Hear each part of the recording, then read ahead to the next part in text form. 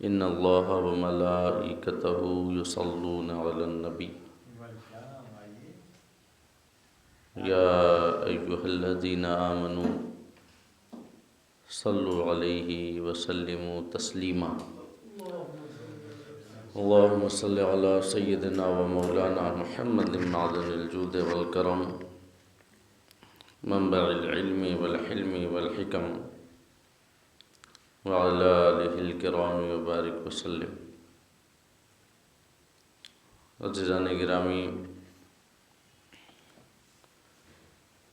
ہم سب کے لیے یہ مشترکہ خوش نصیبی اور سعادت کی بات ہے کہ درس قرآن کی اس بابرکت محفل میں حاضری کا شرف حاصل کر رہے ہیں۔ اللہ رب العزت کی بارگاہ میں دعا ہے کہ وہ اس محفل کو اور ہم سب کی حاضری کو قبول فرمائے اور ہم سب کو قرآن اور صاحب قرآن جناب محمد رسول اللہ صلی اللہ تعالی علیہ وسلم کا صدقہ، وسیلہ، فیضان اور شفاعت عطا فرمائے۔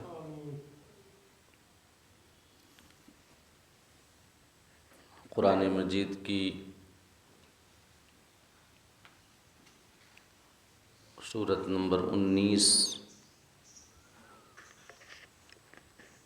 یعنی سورہ مریم کے حوالے سے تسلسل کے ساتھ ہماری گفتگو جاری ہے،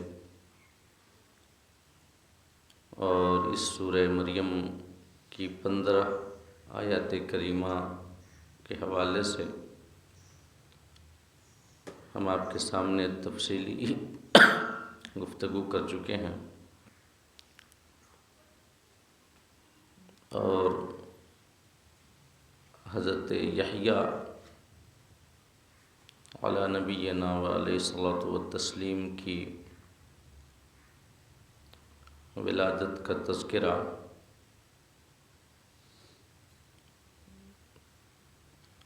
ان گزشتہ آیات میں ہو چکا ہے۔ آیت نمبر 15 تک حضرت زکریا اور حضرت مریم کا تذکرہ مکمل ہو گیا ہے۔ اب آگے آیت نمبر 16 سے حضرت مریم کا تذکرہ آ رہا ہے، اور حضرت عیسیٰ علی نبینا و علیہ الصلاۃ والتسلیم کی ولادت اور بغیر باپ کے ان کے پیدا ہونے کا ذکر اللہ پاک فرما رہا ہے۔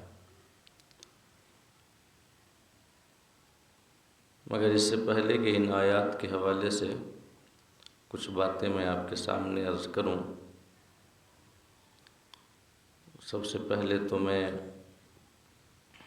آپ کو رمضان المبارک کی آمد کی مبارکبادی پیش کرتا ہوں۔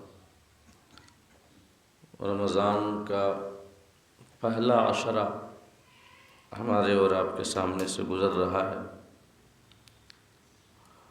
اور یہ پہلا عشرہ عشرہ رحمت ہے، جس میں اللہ رب العزت اپنے بندوں کو اپنی رحمت میں سے حصہ وافر عطا فرماتا ہے، اور بے شمار بندوں کو اپنے فضل و کرم کا حقدار بناتا ہے۔ اولاً تو ہمارے لیے یہ سعادت کی بات ہے کہ پھر سے ہمیں رمضان کا یہ مقدس مہینہ عطا ہوا، پھر سے ہمیں یہ رمضان کی بہاریں اور برکتیں عطا ہوئیں، اس کے لیے ہم جتنا رب کا شکر ادا کریں اتنا کم ہے، اور ضرور شکر ادا کرنا چاہیے، اور ساتھ ہی ساتھ ہمیں رمضان کے تقاضوں کو ملحوظ رکھنا چاہیے، اس کے آداب کا خیال رکھنا چاہیے، کیونکہ یہ وہ عظیم مہینہ ہے جس میں نفل کا ثواب فرض کے برابر ملتا ہے۔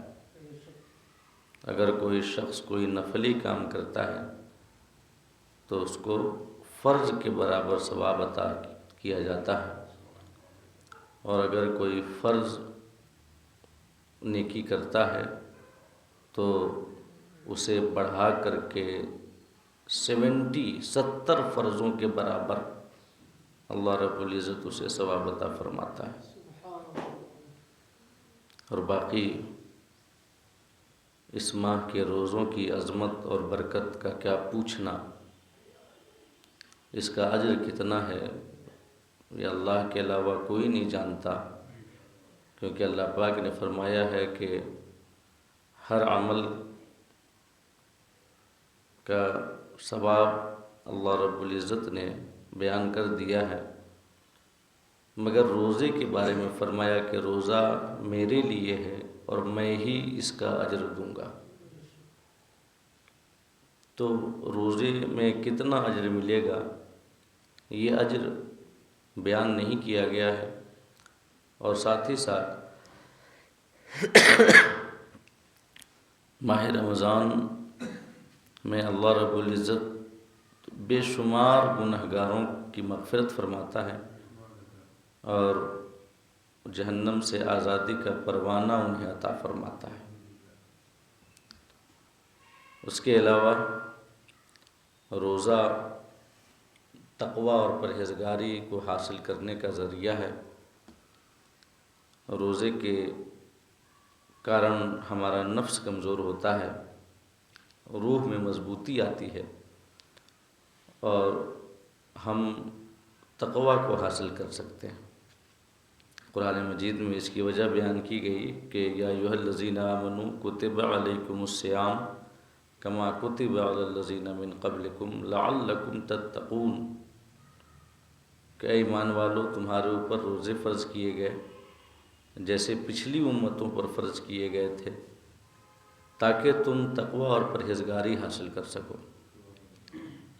تو روزے کا بنیادی مقصد تقوی ہے۔ اگر ہم روزہ تمام آداب کا لحاظ کرتے ہوئے اور روزہ کے تمام تقاضوں کی تکمیل کرتے ہوئے رکھتے ہیں تو یقیناً ہمیں تقوی کا حصول ہوتا ہے، یقیناً ہمیں پرہیزگاری کا حصول ہوتا ہے۔ اور اس کے علاوہ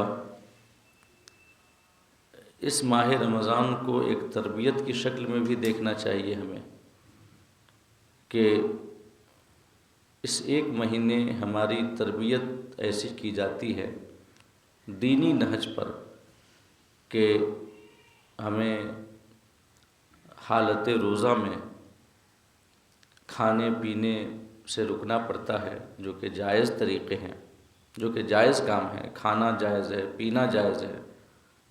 اگر کوئی شخص شادی شدہ ہے تو عمل ازدواج اس کے لیے جائز ہے، لیکن حالت روزہ میں صرف رب کے حکم کی وجہ سے ہم کھانے پینے اور عمل ازدواج سے رک جاتے ہیں، جو کہ جائز کام ہے۔ تو اس ایک مہینے کی تربیت کا اثر یہ ہونا چاہیے کہ باقی کے 11 مہینے ہم حرام اور ناجائز کاموں سے رک جائیں، ہمارے رب کے فرمان کی وجہ سے اور اس کے حکم کی وجہ سے۔ اس ایک مہینے کی تربیت میں دوسرا کام، ہم تراویح کی نماز ادا کرتے ہیں۔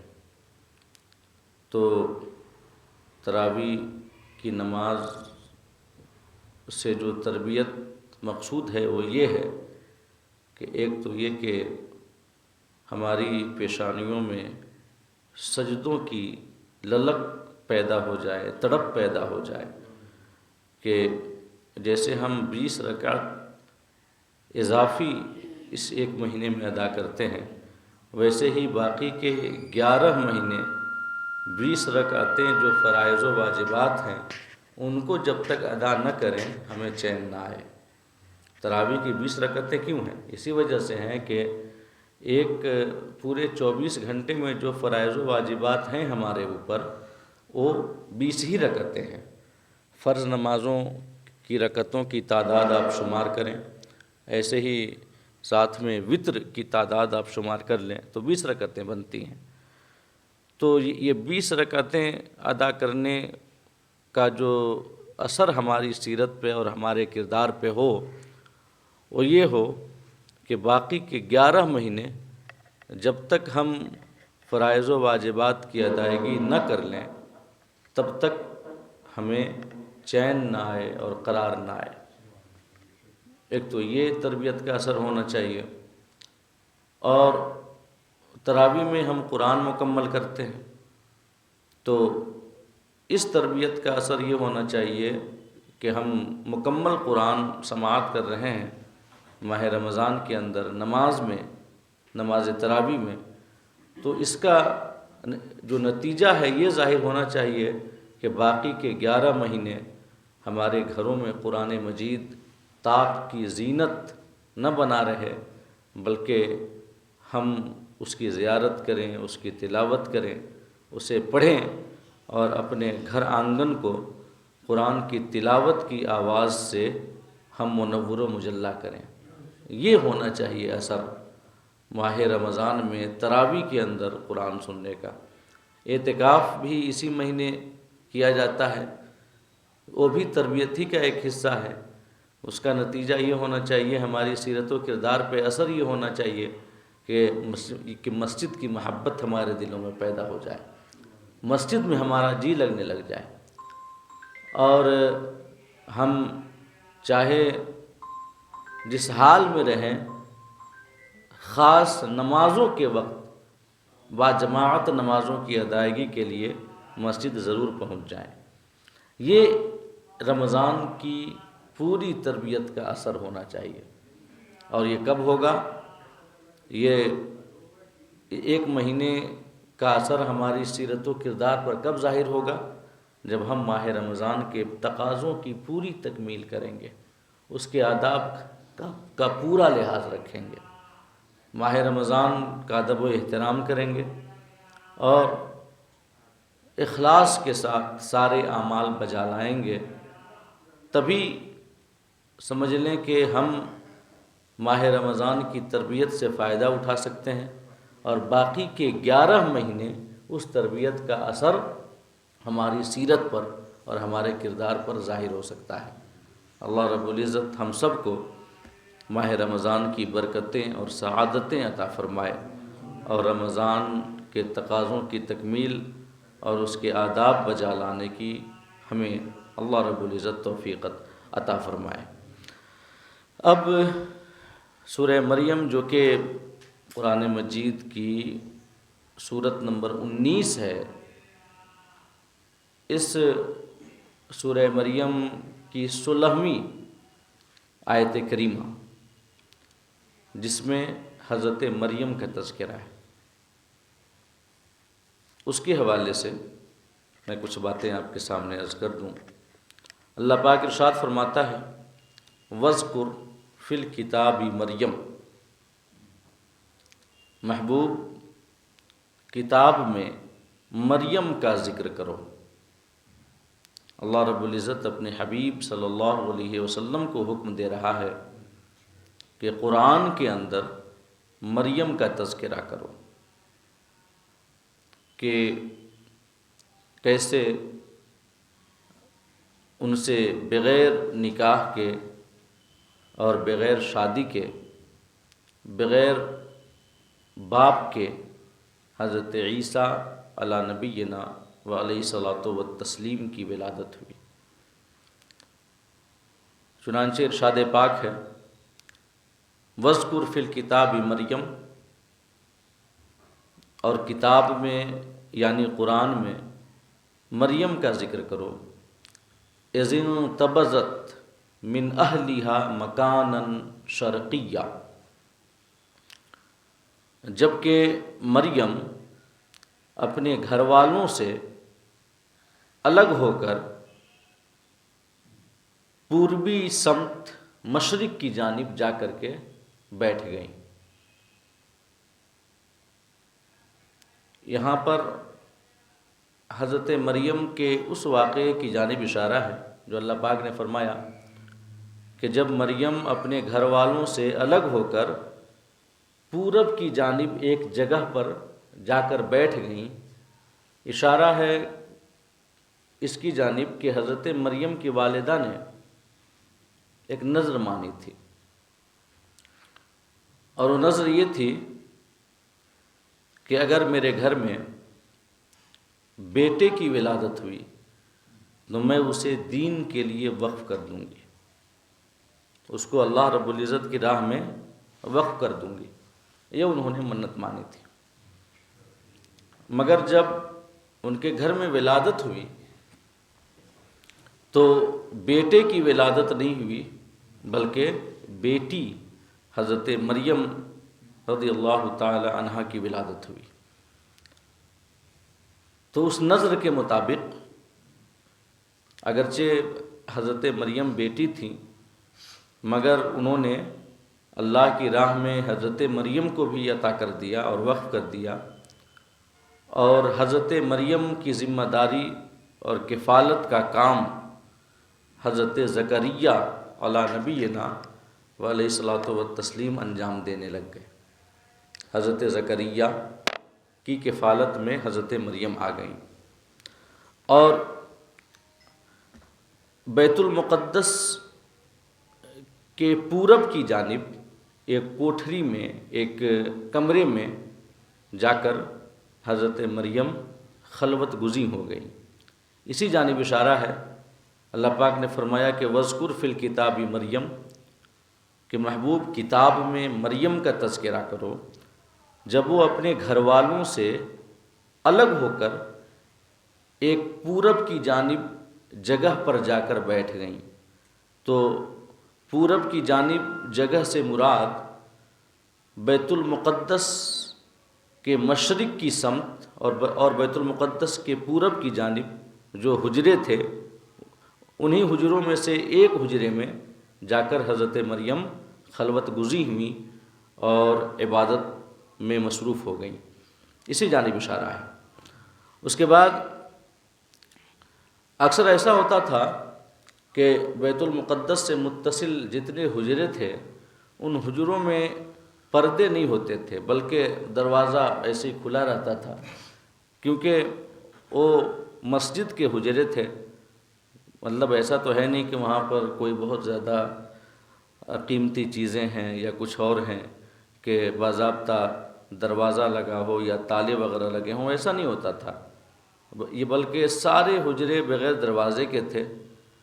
مگر جب بیت المقدس کے پورب کی سمت ایک حجرے میں حضرت مریم جب خلوت گزیں ہوئیں اور وہ اس میں آ کر کے ٹھہریں، تو اللہ پاک نے فرمایا کہ فَاتَّخَذَتْ مِن دُونِهِمْ حِجَابًا، تو حضرت مریم نے لوگوں سے ایک پردہ کر لیا، اس لیے کہ یہ عورت تھیں، تو یہ جس کمرے میں تھیں اس کمرے کے باہر ایک پردہ کر لیا تاکہ کسی کی نگاہ ان کی جانب نہ پڑے، اور کوئی بھی ان کے حجرے میں نہیں آ سکتا تھا، کسی کو اجازت نہیں تھی سوائے حضرت زکریا علیہ نبینا علیہ الصلاۃ والتسلیم کے۔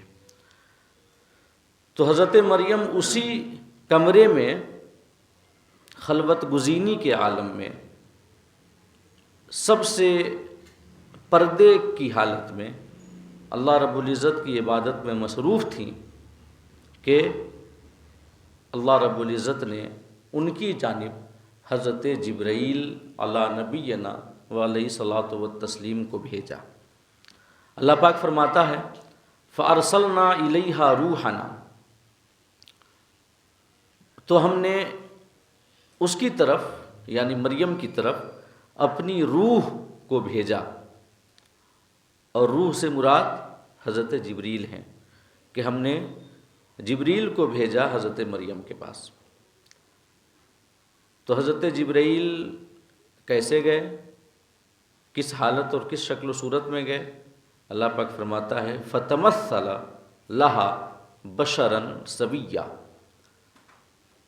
پس حضرت جبرائیل ایک بھرے پورے تندرست آدمی کی شکل میں حضرت مریم کے سامنے ظاہر ہوئے، انتہائی تندرست اور بھرے پورے بدن والے، جس کے اعضاء بالکل سلامت سڈول، اور ایک طاقتور شخص کی شکل میں حضرت جبرائیل حضرت مریم رضی اللہ تعالی عنہا کے سامنے ظاہر ہوئے۔ اب یہاں پر رک کر ایک بات میں بتا دوں کہ حضرت جبرائیل علی نبینا وعلیہ الصلاۃ والتسلیم ایک فرشتہ ہیں، اور فرشتوں کے سردار ہیں، صرف فرشتہ ہی نہیں ہیں بلکہ فرشتوں کے سردار ہیں۔ فرشتہ کی جو تعریف ہمارے علماء نے کی ہے کہ الملک خلق نوری یتشکل باشکال مختلفہ، کہ فرشتہ ایک نوری مخلوق ہے جس کو نور سے پیدا کیا گیا ہے، اور ساتھ ہی ساتھ اللہ رب العزت نے فرشتے کو یہ طاقت عطا کی ہے کہ وہ جو شکل چاہے اختیار کر لے۔ تمام فرشتوں کو یہ طاقت اللہ پاک نے عطا فرمائی ہے کہ وہ جس شکل میں چاہیں آ جائیں، جو شکل چاہیں اختیار کر لیں۔ تو فرشتوں کی حقیقت جو ہے وہ نور ہے، ان کو نور سے پیدا کیا گیا ہے۔ اور حضرت مریم کے پاس جب اللہ رب العزت نے جبریل امین کو بھیجا تو یہ اللہ پاک کا ارشاد ہے فَتَمَثَّلَ لَهَا بَشَرًا سَوِيًّا، بشر کہتے ہیں انسان کو، اور سویہ ایک تندرست طاقتور بھرے پورا ایک ایسا شخص جو کہ بھرے پورے بدن والا ہو، جس کے اعضاء بالکل معتدل ہوں۔ تو بشراً سویہ سے مراد ہوگا ایک معتدل بھرے پورے بدن والے انسان کی شکل میں۔ اللہ پاک کے ارشاد کے مطابق جبرائیل ایک انسانی شکل میں حضرت مریم کے پاس تشریف لے گئے، انسانی شکل میں، حالانکہ ہیں وہ فرشتہ، ان کی حقیقت ہے نور، پیدا کیے گئے ہیں وہ نور سے، مگر آئے انسانی شکل میں۔ تو اب کیا انسانی شکل میں آنے کی وجہ سے جو ان کی حقیقت ہے نورانیت، کیا وہ ختم ہو گئی؟ کیا وہ نوری مخلوق نہیں رہے؟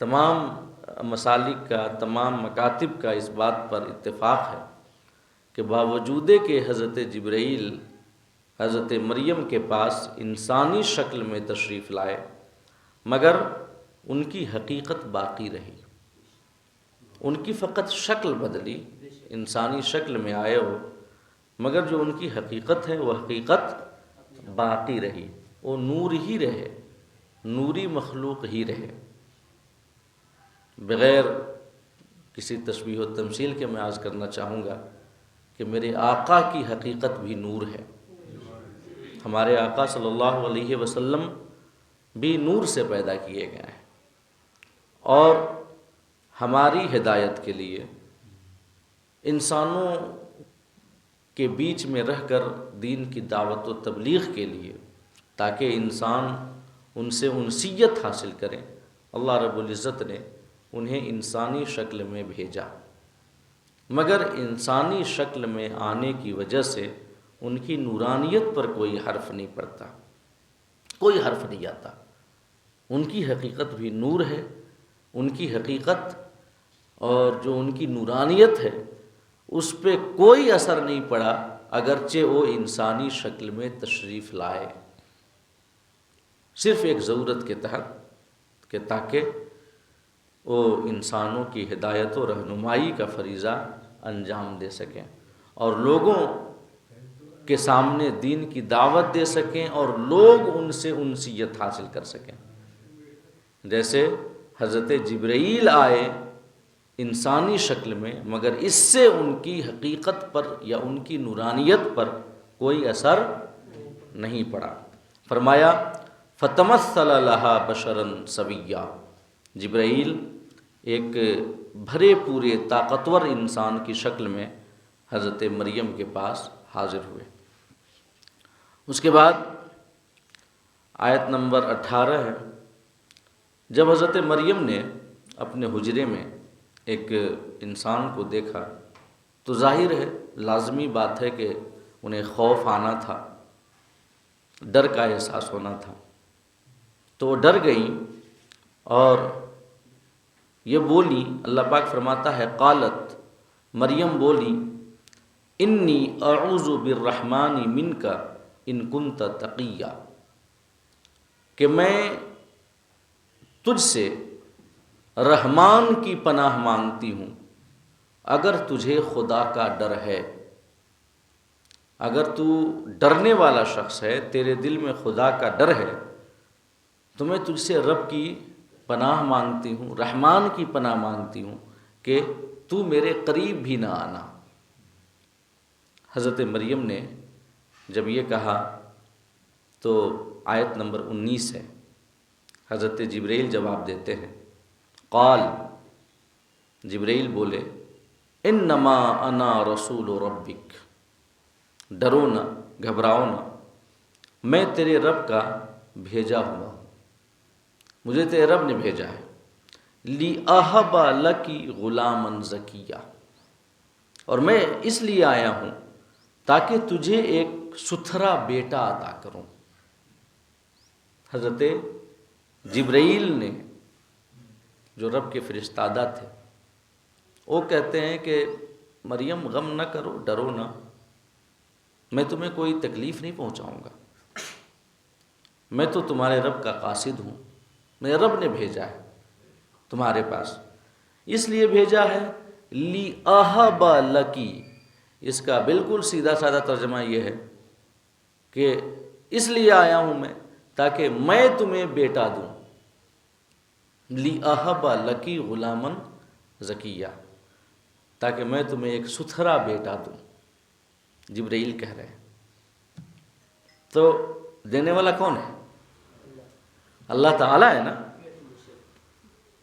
وہ جبرائیل علی نبینا علیہ الصلوۃ والتسلیم تو دینے والے ہیں نہیں، دیتا اللہ ہی ہے، لیکن جبرائیل اس کی نسبت اپنی جانب کر رہے ہیں کہ میں تم کو بیٹا دوں۔ کیوں؟ کیونکہ وہ ظاہری وسیلہ بن رہے ہیں، سبب بن رہے ہیں، اللہ نے انہیں بھیجا ہے مریم کے پاس کہ جبرائیل تم جاؤ، تو چونکہ وہ وسیلہ بن کر آئے اسی وجہ سے انہوں نے کہا، جبرائیل نے کہا کہ میں تمہیں ایک بیٹا دینے آیا ہوں، چونکہ وہ وسیلہ بن کر آئے تھے۔ اسی وجہ سے اگر ہم میں سے کسی شخص کی بھی اولاد نہ ہو اور وہ جائے خواجہ خواجگان کی بارگاہ میں، منور علی شاہ کی بارگاہ میں، غوث پاک کی بارگاہ میں، یا کسی اللہ کے محبوب بندے کی بارگاہ میں، اور ان کے وسیلے سے رب سے مانگے، ان کے وسیلے سے مانگے، مگر وہ کہے کہ میں ان سے مانگ رہا ہوں، یہ مجھے دیں گے، تو اس میں کسی قسم کی شرعی خرابی نہیں ہونی چاہیے۔ کیوں؟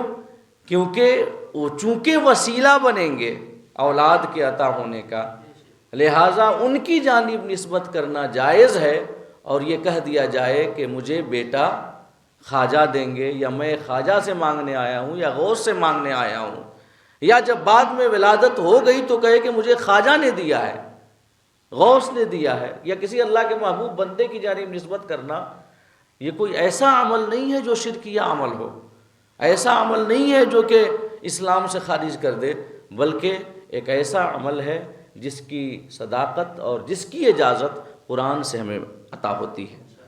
حضرت جبریل نے خود فرمایا ہے کہ میں تمہیں بیٹا دینے آیا ہوں، حالانکہ دینے والا تو اللہ ہے، اور اللہ رب العزت نے ان کو بھیجا تھا وسیلہ بنا کر، لہٰذا انہوں نے کہہ دیا کہ میں تم کو بیٹا دینے آیا ہوں۔ تو وسیلے کی جانب نسبت کی جا سکتی ہے، کوئی حرج نہیں ہے۔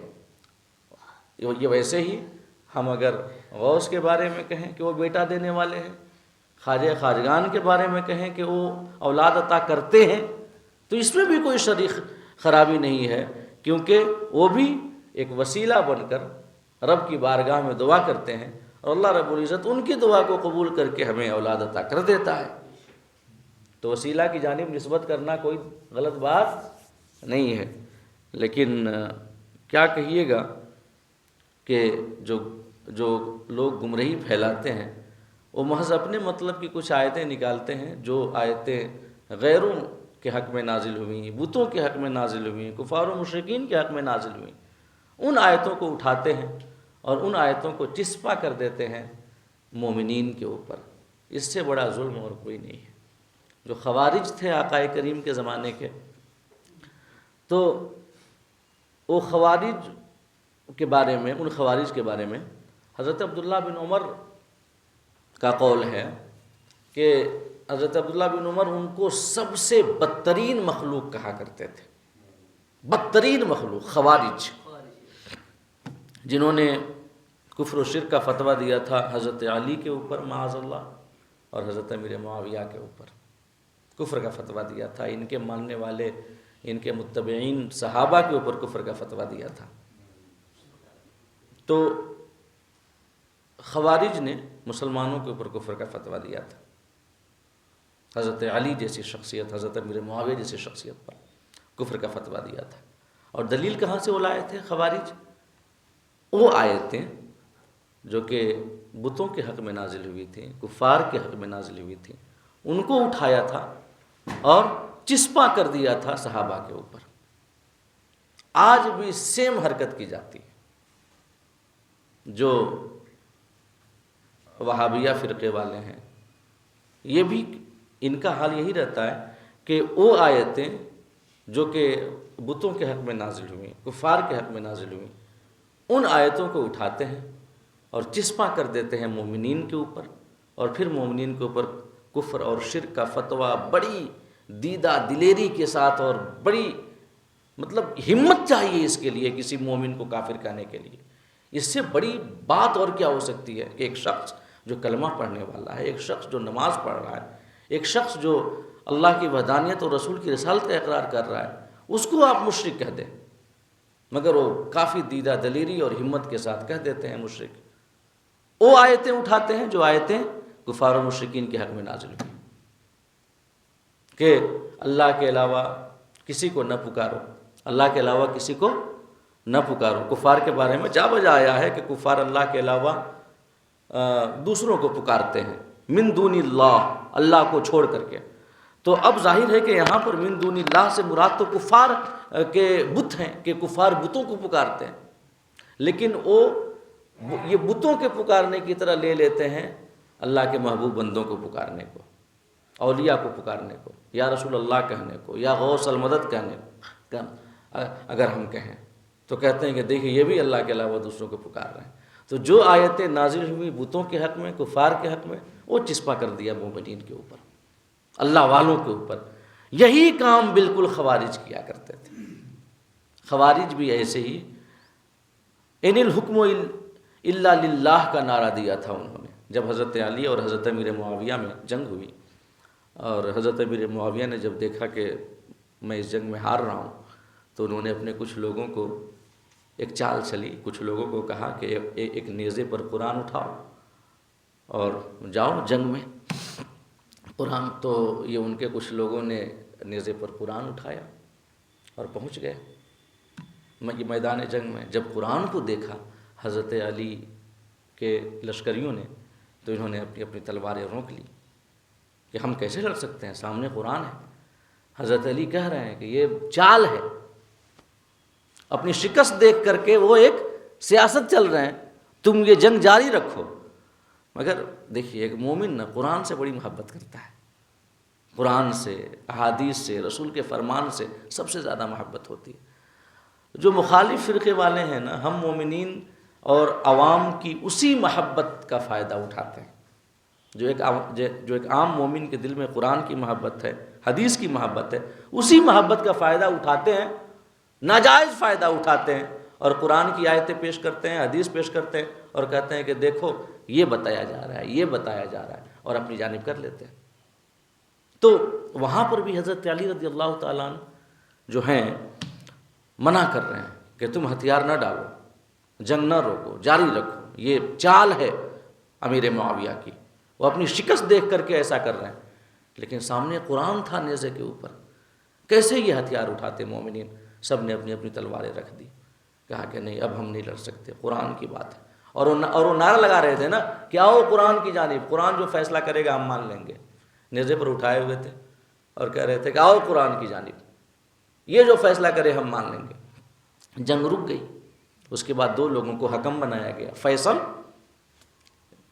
حضرت ابو موسیٰ اشعری کو حضرت علی کی جانب سے، عمرو بن عاص کو حضرت امیر معاویہ کی جانب سے۔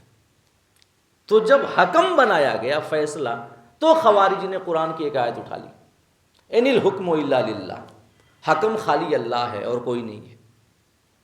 حالانکہ کہاں یہ آیت کریمہ اور کہاں اس کا مفہوم، اور کہاں حضرت عمرو بن عاص اور حضرت ابو موسیٰ اشعری کا فیصل بنایا جانا؟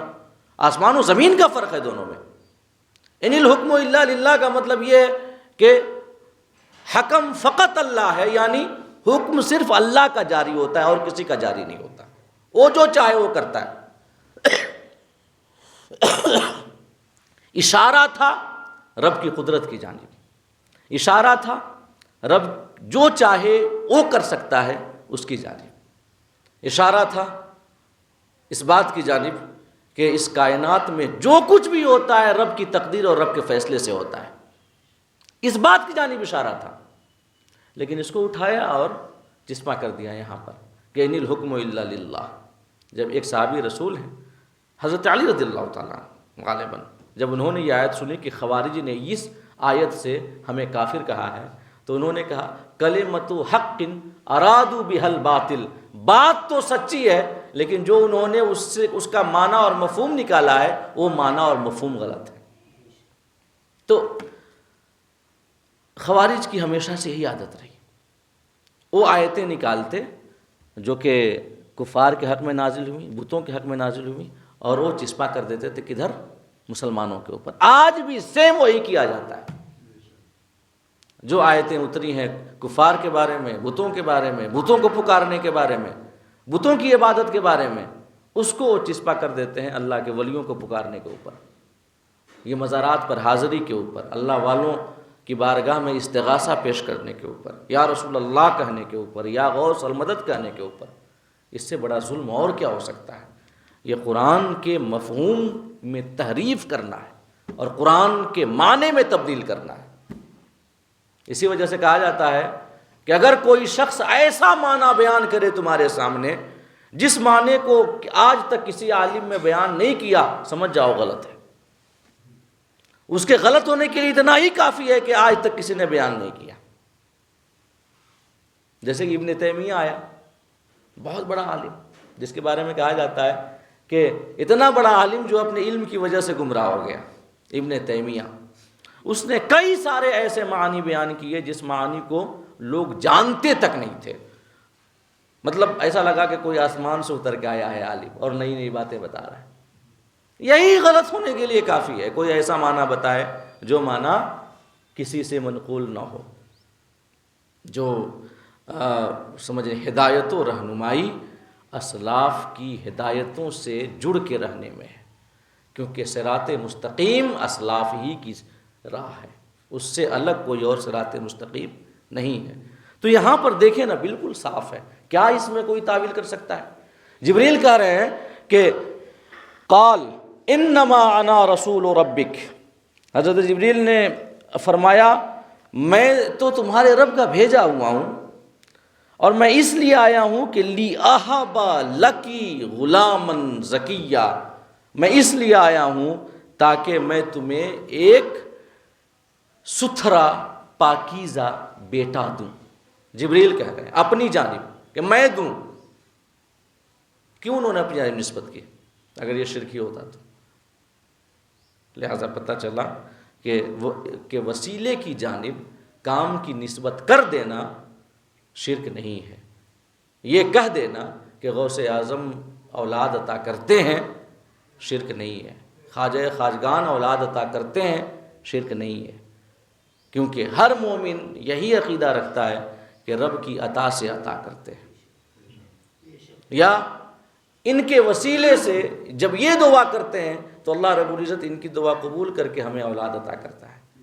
کسی مومن کے بارے میں ہم ایسا تصور بھی نہیں کر سکتے خواب میں بھی کہ وہ یہ سمجھے اور عقیدہ رکھے کہ غوث اعظم اپنے پاس سے دے دیتے ہیں بغیر رب کی عطا کے، یا خواجہ اپنی بارگاہ سے دیتے. اور یہ تو اولیاء ہیں.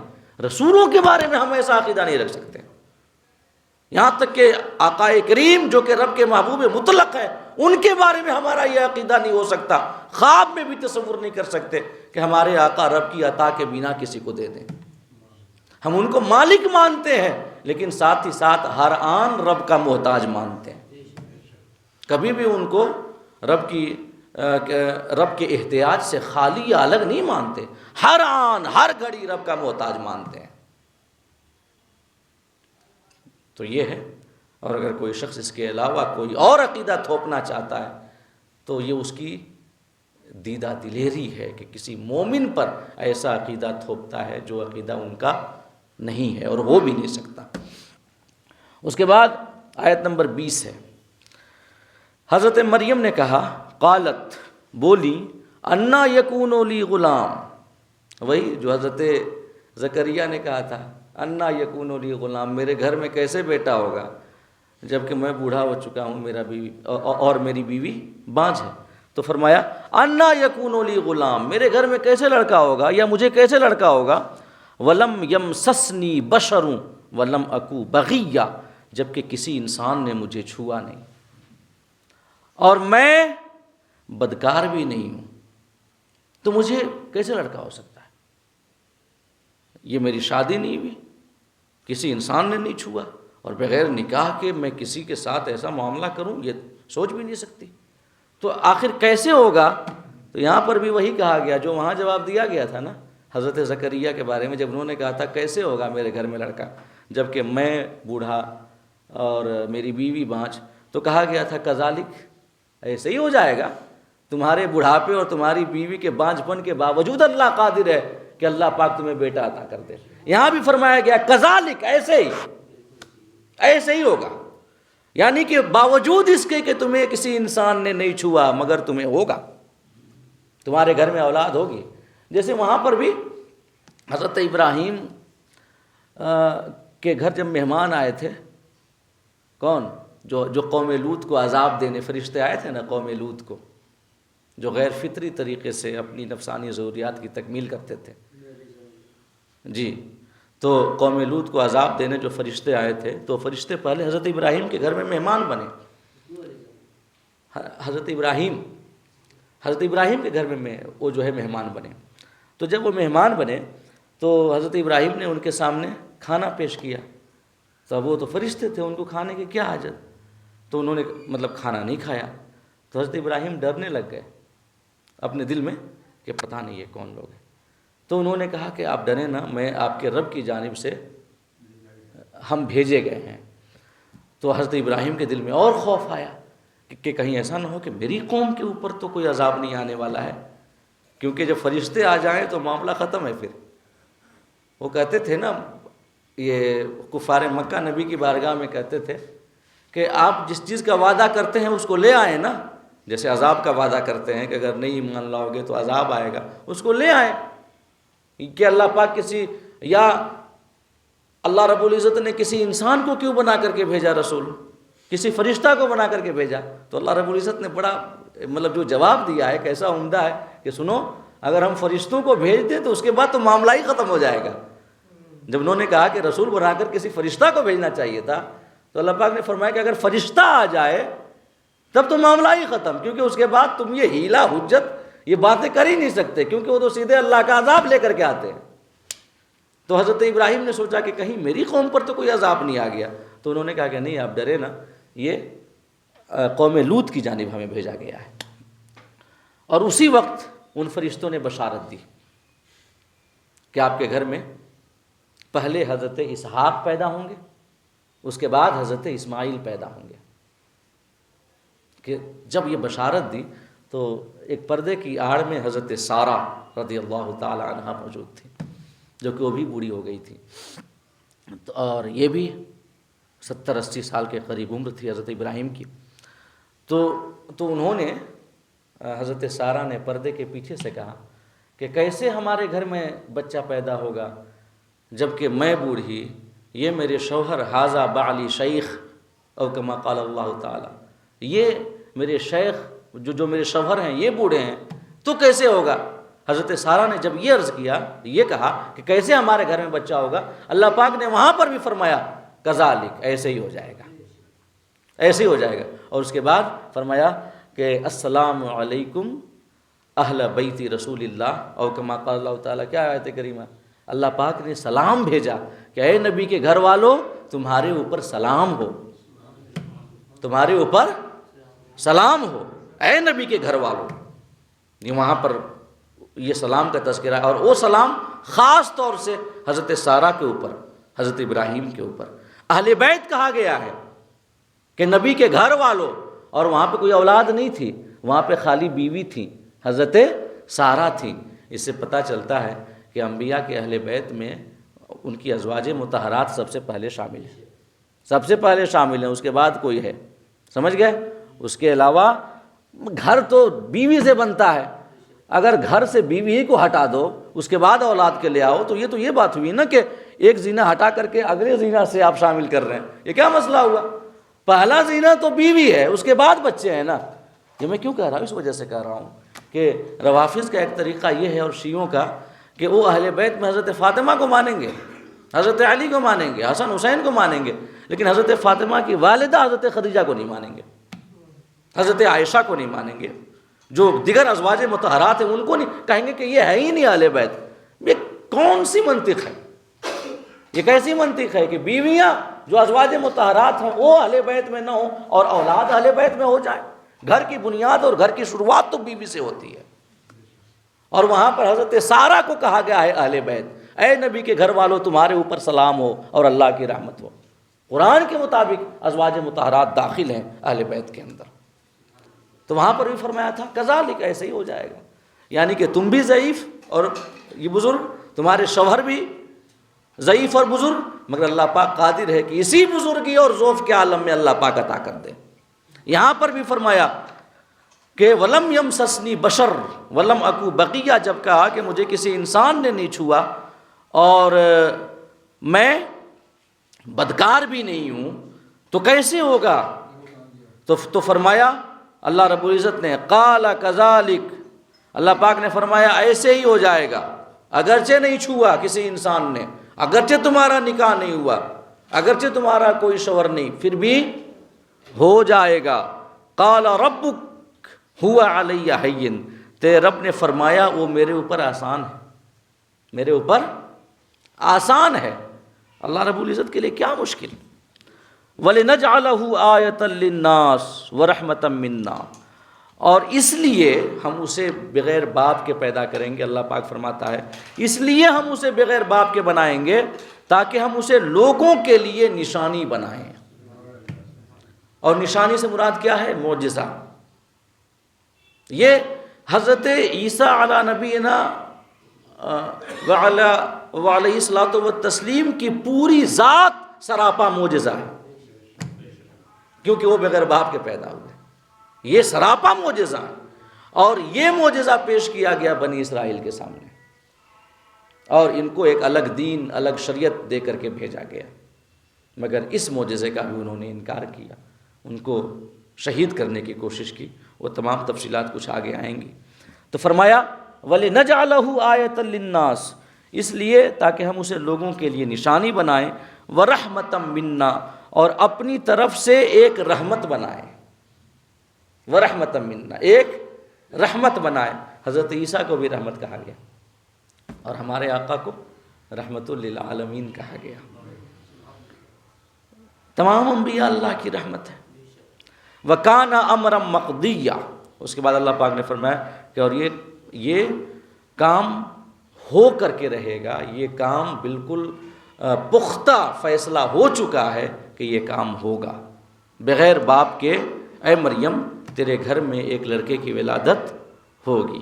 اس کے بعد کے معاملات کیا ہوئے، آیت نمبر 22 سے انشاءاللہ اگلی نشست میں ہم آپ کے سامنے بیان کریں گے۔ اور 7-8 منٹ بچے ہوئے ہیں، میں چاہتا ہوں کہ کچھ باتیں رمضان المبارک کی مناسبت سے زکوٰۃ کے مسائل کے تعلق سے کچھ باتیں آپ کے سامنے عرض کر دوں، کہ اس لیے کہ عام طور سے لوگ جو ہیں اسی مہینے میں زکوٰۃ ادا کرتے ہیں، اور یہ کوئی غلط بات بھی نہیں ہے، اچھی چیز ہے، کیونکہ اس مہینے میں نفل کا ثواب فرض کے برابر ملتا ہے، ایک فرض کا ثواب 70 فرضوں کے برابر ملتا ہے۔ تو اگر 1 روپیہ ہم اللہ کی راہ میں زکوٰۃ کا خرچ کریں گے تو 70 روپے کے برابر ثواب ملے گا۔ تو زکوٰۃ کے حوالے سے کچھ بنیادی ضرور باتیں، زیادہ تفصیل میں نہیں۔ ہم سب جانتے ہیں کہ زکوٰۃ اللہ رب العزت کی جانب سے ایک فریضہ ہے، اور ہر صاحب نصاب کے اوپر 2.5% اپنے مال سے زکوٰۃ ادا کرنا ضروری ہے۔ نماز کے بعد سب سے اہم فرض زکوٰۃ ہے۔ قرآن مجید میں تقریباً 82 مقامات پر اللہ رب العزت نے نماز کے بعد زکوٰۃ کا حکم دیا ہے یا تذکرہ کیا ہے۔ تو نماز کے بعد سب سے اہم فرض زکوٰۃ ہے، اور زکوٰۃ سب پر واجب نہیں ہے بلکہ مالک نصاب پر واجب ہے، جو کہ امراء سے لیا جائے گا، غریبوں میں دیا جائے گا۔ مالک نصاب کون ہے؟ جس کے پاس 7.5 تولہ سونا یا 52.5 تولہ چاندی یا ان کی قیمت کے برابر روپے پیسے ہیں، تو وہ شخص مالک نصاب ہے۔ اور اس کے مال پر اخراجات کے علاوہ جب سال گزر جائے، سال گزر کر کے پورا خرچ کرنے کے بعد جو مال بچ جائے، اس مال پر 2.5% زکوٰۃ ادا کرنا فرض ہے ہر مالک نصاب کے اوپر۔ فطرہ بھی مالک نصاب کے اوپر فرض ہے، جو کہ عید سے پہلے ادا کرنا چاہیے۔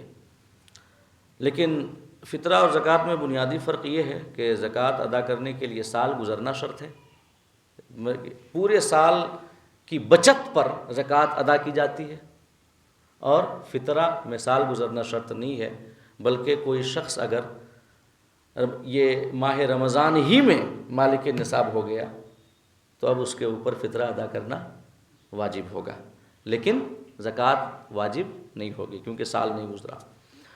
اور زکوٰۃ 3 قسم کے مالوں پر ہے، 3 قسم کے مال۔ ایک ہے مال تجارت، بزنس کا مال، اس کی قیمت پر 2.5% ادا کرنا ضروری ہے۔ دوسرا مال ہے چرائی کے جانور، وہ جانور جو چرانے کے لیے چھوڑ دیے گئے ہوں، جو چرتے ہوں، تو ان کی زکوٰۃ واجب ہے۔ اور آج کل عام طور سے لوگوں کے پاس جانور تو ہیں نہیں، اور ہیں تو اتنا بھی نہیں ہے، تو اس کی تفصیل میں جانے سے کیا فائدہ۔ اور اگر لوگوں نے فارم ہاؤس بھی کھول رکھا ہے تو وہ ایک تجارت کی شکل میں انہوں نے رکھا ہے کہ اس کو بیچیں گے، پیسہ کمائیں گے، تو ان کی قیمت مال تجارت میں شمار ہوگی، وہ سائمہ یعنی کہ چرائی کے جانور والی زکوٰۃ وہاں پر لاگو نہیں ہوگی۔ تو یہ 2 قسمیں ہو گئیں۔ تیسری قسم ہے ثمن اصلی، سونا چاندی، اور اسی میں آپ لے لیں گے پیسہ بھی، کیونکہ یہ بھی ثمن اصلی ہے۔ تو یہ 3 قسم کے مال ہیں جن کے اوپر زکوٰۃ واجب ہے۔ مال تجارت کے بارے میں جو تفصیل ہے وہ یہ ہے کہ کوئی بھی مال اس نیت سے خریدا کہ ہم اسے بیچیں گے تو مال تجارت ہے، اور اس کی زکوٰۃ ادا کرنا ضروری ہے۔ نیت شرط ہے خریدتے وقت کہ میں اس کو بیچوں گا۔ مثال کے طور پر اگر کسی شخص نے کوئی پلاٹ خریدا، جیسے کہ جو بزنس کرتے ہیں اور بزنس کے سامان خریدتے ہیں وہ تو واضح ہیں کیونکہ وہ تجارت کے لیے ہے ہی ہیں۔ کسی نے پلاٹ خریدا، زمین خریدی، مکان خریدا، اس نیت کے ساتھ کہ میں اسے بیچوں گا، خریدتے ہی وقت یہ نیت ہے، تو اب اس پلاٹ کو، اس مکان کو بھی مال تجارت سمجھا جائے گا اور اس پر بھی زکوٰۃ ادا کرنا واجب ہوگا۔ اور اگر کسی نے پلاٹ خریدا، مکان خریدا، کوئی نیت نہیں ہے، بس خرید لیا بغیر نیت کے، یا رکھنے کے لیے خریدا، یا اس نیت سے خریدا کہ اگر فائدہ ملے گا تو بیچ دوں گا، اگر فائدہ ملے گا تو بیچ دوں گا، تو اگر آ گیا نا، اور اگر آ گیا تو نیت تو مکمل نہیں ہوئی، اس لیے کہ نیت یہ مکمل ارادے کو کہتے ہیں۔ اگر آ گیا کہ اگر فائدہ ملا تو بیچ دوں گا، تو یہاں پر بھی تجارت کی نیت نہیں ہوئی، ہاں، لہٰذا اس کے اوپر زکوٰۃ ضروری نہیں ہے، اس کی زکوٰۃ نکالنا ضروری نہیں ہے۔ ہاں، مکان ہے، اس کو کرائے پہ اٹھا دیے تو اس سے جو کرایہ آ رہا ہے وہ ایک پیسہ ہے، اس کو دوسرے پیسوں سے ملا لیں گے اور اس کی زکوٰۃ نکالیں گے، الگ سی بات ہے، لیکن مال کی قیمت یا یہ مکان کی قیمت یا اس پلاٹ کی قیمت پر زکوٰۃ نکالنا ضروری نہیں ہوگا۔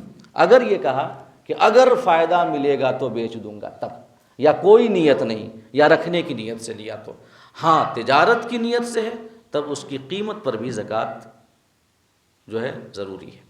یہ مال تجارت کے بارے میں تفصیل ہے۔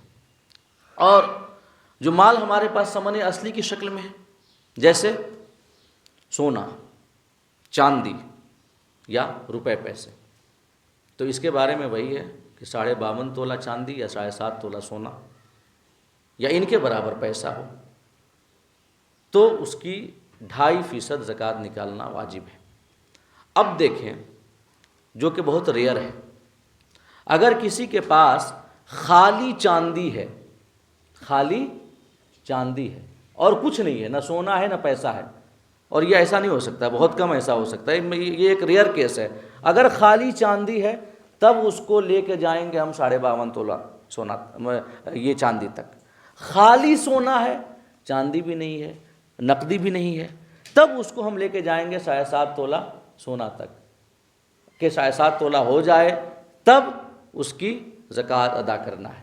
لیکن یہ بالکل ریئر ہے کہ کسی کے پاس خالی چاندی ہو، خالی سونا ہو۔ ہاں یہ ہو سکتا ہے کہ کسی کے پاس خالی پیسہ ہو اور سونا چاندی نہ ہو، خالی پیسہ ہو، تو اب پیسہ اگر خالی ہے تو وہ اتنا ہونا چاہیے کہ 52.5 تولہ چاندی تک پہنچ جائے، 7.5 تولہ سونا تک نہیں لے جائیں گے کیونکہ وہ بہت زیادہ ہو جائے گا، پھر اس کے بعد تو ہو گیا مسئلہ۔ شریعت کہتی ہے کہ اس طریقے کو اختیار کریں گے جس طریقے سے زکوٰۃ واجب ہو جائے۔ اب ظاہر سی بات ہے، چاندی والا آسان ہے، کم پیسہ ہے تو وہاں پہ زکوٰۃ واجب ہو جائے گی، تو اگر خالی پیسہ ہے تو اس کو ہم دیکھیں گے 52.5 تولہ چاندی تک، کہ اگر 52.5 تولہ چاندی کی قیمت کے برابر ہے تو ہم اس کی جو ہے زکوٰۃ نکالیں گے۔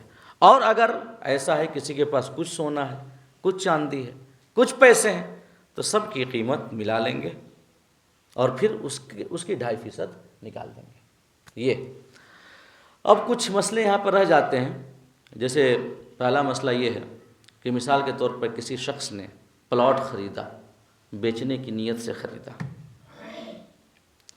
اب اس کی قیمت ابھی مان لیجیے 50 لاکھ ہے، اور 50 لاکھ کے کو 2.5 سے آپ جب یہ کیجئے گا تو کافی زیادہ پیسے ہوتے ہیں، اس کے پاس نقد نہیں ہے تو وہ کیا کرے؟ اور وہ پلاٹ جو ہے تجارت کے لیے ہے، مکان خریدا ہے تجارت کے لیے، تو اس صورت میں علماء فرماتے ہیں کہ وہ جو پلاٹ ہے، وہ جو مکان ہے، اس کی زکوٰۃ تو واجب ہے، دینا ہے، لیکن فی الحال واجب نہیں ہے، جب بکے گا تب اس کی زکوٰۃ دینا واجب ہے۔ لیکن اس صورت میں یہ ضروری ہے کہ ہر سال کا حساب لگا لیں، ہاں ایئر وائز آپ حساب لگا لیں، اور پھر اس کے بعد جب آپ بیچیں تو ہر سال کے برابر ایک ہی بار نکالنا پڑے گا آپ کو۔ اسی وجہ سے بہتر طریقہ یہی ہے کہ اگر اللہ نے عطا کیا ہے تو ہر سال اس کا ایک حساب لگا کر کے آپ نکالتے رہیں، اس میں زیادہ آسانی ہے۔ یا اگر نہیں ہے اتنا پیسہ تو کم سے کم اتنا ضرور کریں کہ لکھ لیں اس بار اتنا ہو رہا ہے، اس سال اتنا ہو رہا ہے، تاکہ جب بیچیں تو اس وقت آسانی ہو، کیلکولیٹ کرنے میں۔ ایک اور مسئلہ آتا ہے، کسی کے پیسے ہیں بینک میں، فکس ڈپوزٹ میں، میچور نہیں ہوئے ہیں، LIC میں میچور نہیں ہوئے ہیں، تو اس کا کیا ہے؟ تو اس کا بھی وہی ہے کہ اس پر بھی زکوٰۃ واجب ہے، لیکن زکوٰۃ ادا کرنا تب ہے جب وہ میچور ہو جائیں اور ہاتھ میں پیسہ آ جائے، لیکن وہاں پر بھی شرط وہی ہے کہ ہر سال کا حساب لگانا ہوگا، کتنا پیسہ ہمارا جمع ہے، اور پھر ہر سال کے مطابق کیلکولیٹ کر کے اخیر میں جب پیسہ ملا تو آپ کو ادا کرنا ہوگا۔ لہٰذا بہتر طریقہ یہی ہے کہ اللہ نے عطا کیا ہے تو پہلے سے دے دیجئے، اور اگر نہیں بھی ہے تو کم سے کم لکھ لیجئے، یہ تا کر کے آسانی ہو لاسٹ میں۔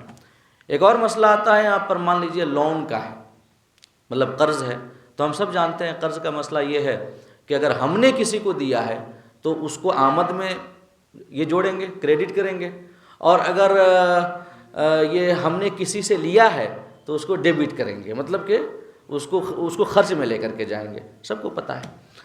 اب یہاں پر مسئلہ کیا ہے کہ ہم نے کسی کو قرض دیا، مان لیجئے 5 10 لاکھ 15 لاکھ روپے قرض دیا ہوا ہے، کسی کو دیا ہوا ہے اور ابھی ملا نہیں ہے، اس کو تو انکلوڈ کرنا ہے آمد میں، جمع میں، اور ہمارے اوپر اس کی زکوٰۃ واجب ہے، لیکن ملا نہیں ہے وہ پیسہ، تو یہاں بھی وہی مسئلہ آ جائے گا کہ زکوٰۃ تو واجب ہے لیکن ابھی نہیں، جب وہ ادا کر دے گا تب زکوٰۃ دینا ہے، لیکن ہر سال کا کیلکولیشن ضروری ہے، ٹھیک ہے۔ ایسے ہی جو ہم لون جو ہم کو دینا ہے تو اس کو منہا کر دیں گے، کہ مثال کے طور پہ ہم نے قرض لیا ہے کسی سے اور اس کو دینا ہے ہمیں، تو اس صورت میں کیا کریں گے؟ 5 لاکھ کا اگر ہمارے پاس قرض ہے، ہم نے قرض لیا ہے، تو کل ہماری انکم سال بھر کی بچت 45 لاکھ یا 20 لاکھ ہے، تو 5 لاکھ اس سے نکال دیں گے اور 15 لاکھ کی ہم زکوٰۃ ادا کریں گے، جو ہم کو دینا ہے اس کو نکال دیا جائے گا۔ لیکن ایک اور اس میں آج کل ایک صورت جو ہے بنتی ہے، وہ یہ ہے کہ بینکوں سے ہم لون لیتے ہیں اور ان کی جو ادائیگی ہے 4 سال میں 5 سال میں قسطوں میں ہم ادا کرتے ہیں، 10-15 سال میں، جیسے ہوم لون وغیرہ 10-10 سال 15-15 سال تک 20-20 سال تک چلتے رہتے ہیں، اور وہ لون ہے مان لیجیے 50 لاکھ کا ہے، 60 لاکھ کا ہے۔ اب اس صورت میں کیا کیا جائے؟ اب اگر اس صورت میں یہ کیا جائے کہ وہ 50 لاکھ پورا کا پورا ہم ڈیبٹ کر دیں اپنی بچت سے، تو معاملہ تو یہ ہو جاتا ہے کہ مان لیجیے ہمارے پاس یہ 50 لاکھ روپے بچ رہے ہیں اور 50 لاکھ روپے کا قرض ہے، تو کوئی زکوٰۃ ہی نہیں ہے ہمارے اوپر۔ یہ ہوتا ہے نا، شریعت کہتی ہے کہ اس طریقے سے جائیں گے جس طریقے سے ہمارے اوپر زکوٰۃ واجب ہو۔ تو جو ایسے قرض کے پیسے ہیں جن کو ہمیں قسطوں میں ادا کرنا ہے، تو اس کے لیے سب سے بہتر طریقہ یہ ہے کہ 1 سال میں جتنی قسط جائے گی، 1 سال میں جتنی قسط جائے گی تو اس قسط کو آپ منہا کریں 1 سال کی، کہ 1 سال میں ہم اتنا مقروض ہیں، اس کو نکال دیا اور باقی سے زکوٰۃ نکالا۔ سمجھ گئے نا؟ یہ سب سے بہتر سیف طریقہ ہے۔ باقی اگر اس پورے کو لیا جائے تو پھر معاملہ تھوڑا سا شریعت کی نگاہ میں قابل گرفت ہو سکتا ہے۔ تو یہ کچھ بنیادی اور ضروری مسئلے تھے۔ کسی نے لون لیا ہے تو پے کر رہا ہے، ہر مہینے پے کر رہا ہے، تو اس پاس تو اتنا مائنس ہو کر کے آ رہا ہے نا، ہاں مائنس ہو گیا ہے۔ تو جیسے کہ مان لیجئے کہ ہر مہینہ پے ہو رہا ہے تو اس کے لیے یہی ہوگا کہ وہ خرچ میں نکل جائے گا، مطلب جیسے کہ یہ آخری سال میں جو بچے گا وہ تو اس کو خرچ کرنے کے بعد ہی بچ رہا ہے، تو گویا تو یہاں پر منہا کرنے کی کوئی ضرورت ہی نہیں ہے، یہاں پر اس کو گھٹانے کی کوئی ضرورت نہیں ہے، کیونکہ زکوٰۃ نکالنا ہے آپ کو بچت پر، اور سال بھر کی بچت قسط کو پے کرنے کے بعد ہی ہے، تب تو معاملہ اور صاف ہے نا۔ اور باقی کچھ اور؟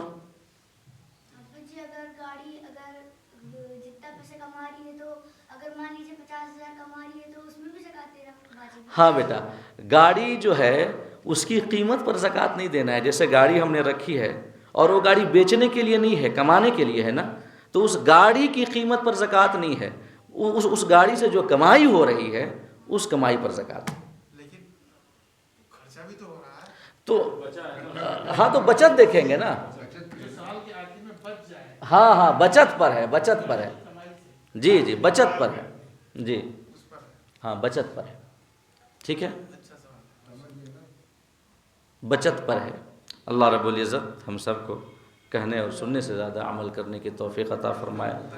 اور جب بات زکوٰۃ کے مسائل کی چلی ہے تو ساتھ میں ایک اپیل بھی میں آپ کے سامنے کر دوں کہ المصطفیٰ اکیڈمی جو ہم ہی لوگ چلاتے ہیں، اسی تنظیم کے جو ممبران ہیں وہ سب چلاتے ہیں، کہ جس میں ہمارے احتشام بھائی ہیں، افضال بھائی چچا ہیں، مقصود بھائی ہیں۔ المصطفیٰ اکیڈمی جو آپ کی اکیڈمی ہے، تو جب زکوٰۃ ادا کریں تو اس میں سے ایک معتدبے حصہ اکیڈمی کے لیے بھی ضرور محفوظ رکھیں۔ اللہ پاک ہم سب کو دونوں جہان کی سعادتیں اور برکتیں عطا فرمائے۔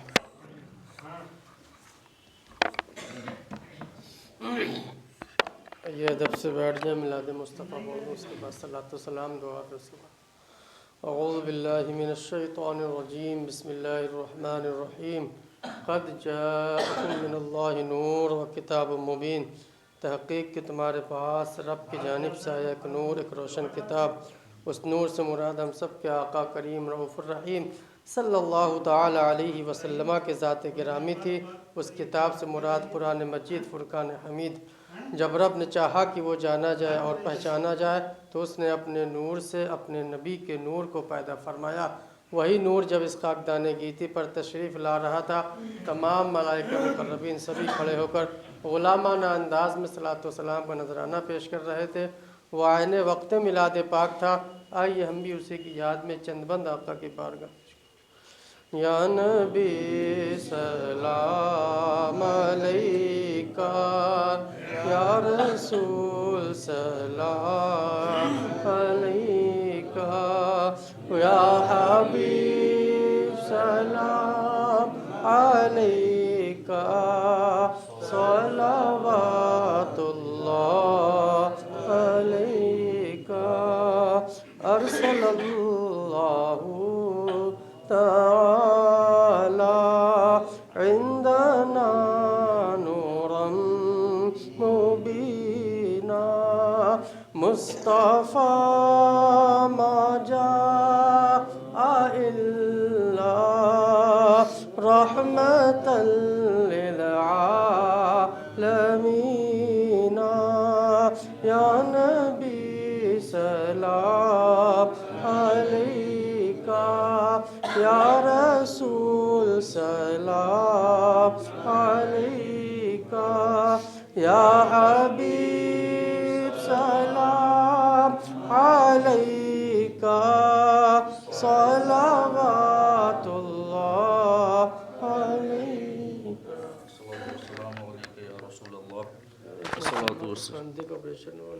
الصلاۃ والسلام علیک یا نبی اللہ، الصلاۃ والسلام علیک یا حبیب اللہ، وعلی آلک و اصحابک یا سیدنا و مولانا محمد رسول اللہ صلی اللہ تعالی علیہ وسلم۔ ربنا تقبل منا انک انت السمیع العلیم وتب علینا انک انت التواب الرحیم۔ مالکہ بندہ نوازہ شاہ کریمہ درس قرآن کی اس بابرکت محفل میں ہم سب حاضر ہوئے۔ اس محفل کو اور ہم سب کی حاضری کو قبول فرما۔ ہم سب کو قرآن اور صاحب قرآن جناب محمد الرسول اللہ صلی اللہ تعالی علیہ وسلم کا صدقہ، وسیلہ، فیضان اور شفاعت عطا فرما۔ مولا ہم سب کو ماہ رمضان کی برکتیں اور سعادتیں عطا فرما۔ اس ماہ رمضان کا عشر رحمت جاری ہے مولا، اس عشر رحمت کے صدقے ہم سب کو اپنی رحمتوں، برکتوں اور فضل و کرم میں سے حصہ وافر عطا فرما۔ مولا ہم سب کی جان و مال، عزت و آبرو اور ایمان کی حفاظت فرما۔ مولا ہم سب کو دین پہ چلنے کی توفیق عطا فرما، نمازیں پڑھنے، سنت رسول پر عمل کرنے، نبی کی شریعت کے مطابق زندگی گزارنے اور اس ماہ رمضان کا ادب و احترام کرنے کی توفیق عطا فرما۔ الہ العالمین ہم سب کو ہر قسم کی آفتوں، بلاؤں، مصیبتوں، وباؤں اور بیماریوں سے محفوظ اور معمون فرما۔ الہ العالمین ہم سب کو رزق حرام سے بچا، رزق حلال کھانے کمانے کی توفیق عطا فرما۔ ہم میں سے جن کے پاس رزق حلال کا کوئی ذریعہ نہ ہو مالک، اس کے لیے غیب سے ذریعہ کا انتظام فرما، اور جن کے پاس ذرائع ہوں مولا، ان کی دکان، نوکری، پیشہ، تجارت، چاہے وہ جس شکل میں ہوں، ان میں دن دونی رات چوگنی ترقی عطا فرما۔ مولا اس مقدس محفل میں تمہارے جتنے بندے حاضر ہیں تو سب کے دلوں کے حال کو جانتا ہے مالک، سب کی جائز اور نیک تمناؤں کی تکمیل فرما۔ اگر کوئی مقروض ہو مولا تو بار قرض سے سبکدوش فرما۔ اگر کوئی بیمار ہو مالک تو شفائے کامل و صحت عاجل عطا فرما۔ کسی کے گھر میں بن بیاہی اولاد بالخصوص بیٹیاں ہوں تو ان کے لیے مناسب رشتے کا انتظام فرما۔ مولا تنظیم اصلاح معاشرہ کو دن دونی رات چوگنی ترقی عطا فرما۔ اس تنظیم کے ممبران محبین متوسلین پر اپنی خصوصی رحمتیں اور برکتیں نازل فرما۔ مولا بالخصوص ہمارے سید شاہد صاحب جن کی طبیعت علیل رہتی ہے انہیں شفائے کاملہ اور صحت عاجلہ عطا فرما۔ اور ایک محترمہ جن کے کاندھے کا آپریشن ہوا ہے مولا انہیں بھی شفائے کاملہ اور صحت عاجلہ عطا فرما۔ مولا ہم سب کو صحت والی، سلامتی والی، نیکیوں سے محبت والی، گناہوں سے نفرت والی، تمہارے احکام کی اطاعت والی، تمہارے رسول کی سنتوں کی اتباع والی، رزق میں خیر و برکت والی، مرض سے حفاظت والی اور کونین کی سعادت والی لمبی زندگی عطا فرما۔ اور بالخصوص مولا ہمارے عالی جناب مجیب الرحمن بھائی جن کی اہلیہ کی طبیعت بھی علیل ہے انہیں بھی شفائے کاملہ اور صحت عاجلہ عطا فرما اپنے محبوب کے صدقے مولا۔